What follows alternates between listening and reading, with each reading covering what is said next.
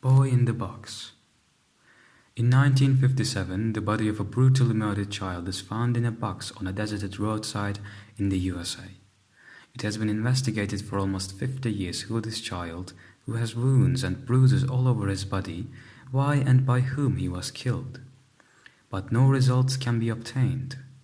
We reconsidered the murder of a child in a box, on which a detective conducted research for 36 years, in which countless families were interrogated, but the murderer was never caught. Together with the different dimensions of the event, a man walking by the side of a not very uncanny road near the forest in Philadelphia, USA, finds a medium-sized box, and as he gets closer to the box, he realizes that there is something big inside. After opening the lid of the box, he finds a child's body inside, and after waiting 24 hours for unexplained reasons, he decides to call the police. The police, who started an investigation at the scene, started to talk to the people around, and another man states that he had seen the box before but was afraid to call the police because he did not want to face any charges. The corpse is being examined. It is determined that the child is between 4 and 6 years old, 80 centimeters tall, and weighs 13 kilograms. Interesting findings are found on the body of the boy, who was found completely naked. The little boy's hair and nails have just been cut. He is perfectly clean, but there are various bruises and wounds almost all over his body. From afar, someone might say that the child is extremely well taken care of, but the closer you get, the more serious the situation becomes. Crime scene investigators say the boy may have been almost starved, with his ribs completely stuck to his skin. Since it is February, the weather is very cold, and therefore the forensic doctor cannot determine the time of death of the child, and reports that the child may have died days or even weeks before the box was found. The little boy's box. He holds multiple important pieces of evidence at the crime scene. The most striking of these is the serial code of a chain of stores. Called J.C. Penney, where the child is found. Detectives who detect this serial code learn that what the boy was wildly placed in was a cradle box. After detecting the crib box, people who stopped at the J.C. Penney store in the neighborhood are investigated. It turns out that 12 people bought a crib recently. 8 out of 12 people called the police directly and declare that they still have the box, but the police cannot identify the remaining 4 people because they paid cash. There is also a hat near the box at the crime scene. This hat, which turned out to be produced by a small business, is under detailed scrutiny, just like the box. Hannah Robbins, the owner of the hat store, knows the hat and says that a 25-30-year-old man bought it and made some customizations such as leather details. Police ask Robbins to describe the man's description. A robotic photograph is drawn, but no one says they know or have seen the man before. On the tombstone of America's lost child, Father in heaven, take this unknown child with you, she writes. Examining the fabric of the blanket found at the crime scene, it turns out that the blanket could be manufactured in Canada or North Carolina. Neither the box, nor the hat, nor the blanket allow the police and detectives to advance a single step. This murder has been investigated for a very long time. Multiple detectives are involved with the agents from the FBI, but no one can determine who the boy in the box is, why he died, and by whom. The child is called America's missing child, and 3 different theories are put forward that are most likely to be true.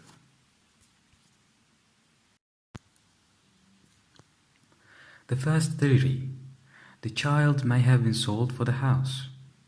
In fact, the guys who came up with this theory are the authors of the books, and so what they say may not seem like a very believable theory at first, but it may indeed be true, when supported by the next theory that we'll be giving away in a moment.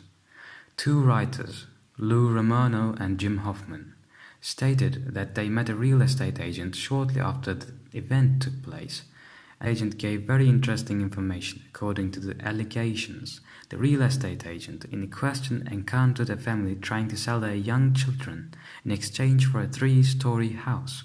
And immediately after these allegations were made, the police contacted the family. The father and son, who were interrogated, of course directly deny such an accusation and state that there is not even a small child in the family to sell.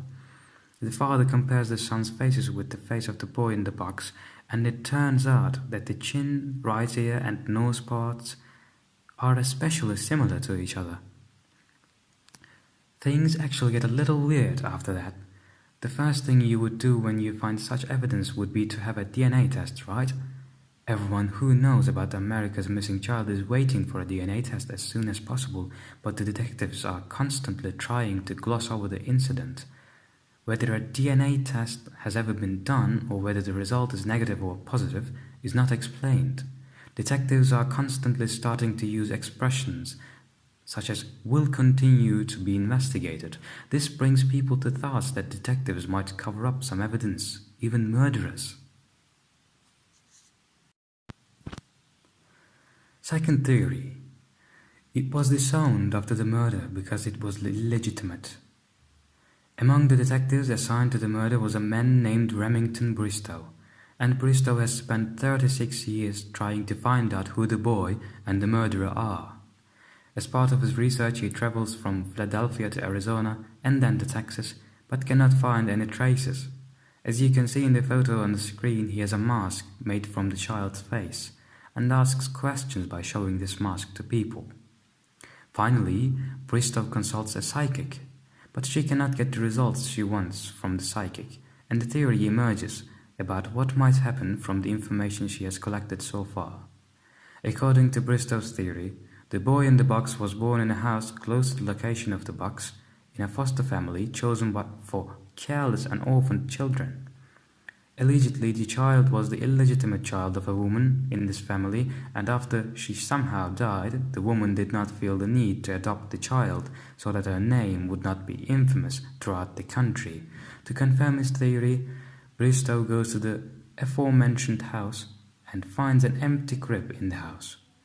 Since Bristow's investigations progressed for personal purposes, after a while, no one could prove anything to the police about the crib. The evidence is not officially accepted. The last theory, most likely to be true, the latest claim is seen as the most likely theory to be true. And most people from that era accepted it not as a theory, but as the true face of the event. A young girl named Martha struggles for a long time to meet the police in 2002, and the police finally agree to meet with Martha. No one explains why Martha is so persistent and why the police are so shy. The young girl confesses that she was constantly sexually abused by her mother when she was 11 years old, that a child was brought to the house one day and that her mother bought this child in exchange for an envelope whose contents are unknown. According to the statement given by the young girl, the event unfolds as follows. Martha's mother begins to abuse the little boy as she did to her daughter, but when the child starts crying, she gets angry and starts beating the child. After beating him to death, he showers the boy, cuts his hair and nails, jumps into the car with his 11-year-old daughter, puts the boy in a box and dumps it in a dumpster. The testimony given is heard over and over again, including by FBI agents. A former FBI agent, Bill Fleischer, explains that Martha's statement is one of the most appropriate statements ever given.